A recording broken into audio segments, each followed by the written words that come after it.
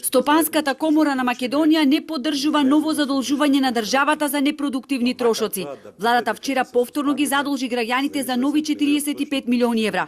Владеачката партија ветуваше дека ќе го намали државниот долг, но откако е на власт, јавниот долг е поголем од 5 милиарди евра, а државниот долг пак ја надмина границата од 4 милиарди евра. Стопанствениците бараат транспарентност и отчетност од владата, на што се трошат парите. Ние нема да поддржиме задолжување на државата за непродуктивни трошоци. За нас продуктивен трошок на задолжување е инфраструктурата и средства кои што се дават за преструктурирање на база на анализа.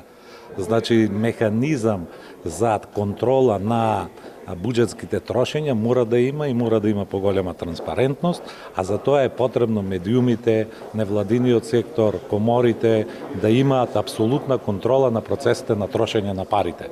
Од Стопанската комора со апел до владата да води сметка за капиталните трошоци, а задолжувањата на домашниот или на странскиот пазар мора да биде задолжување што ќе ги оправда парите, ќе ги покрие каматите и ќе донесе некаков бенефит и за граѓаните и за компаниите.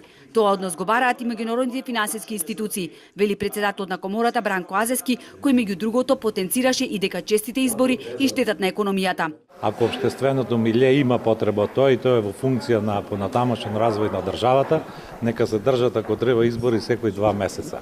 Проблемот е во методологијата на нивното одржување, они треба да бидат со кратка кампања, треба да бидат организирани на подруг начин, финансирани политичките партии од буџетот и да ги тргнат рацете од реалниот сектор.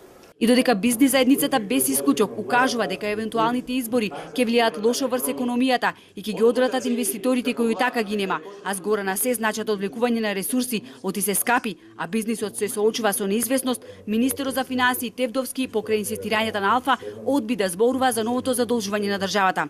Го слушна прашањето кое нам не интересира.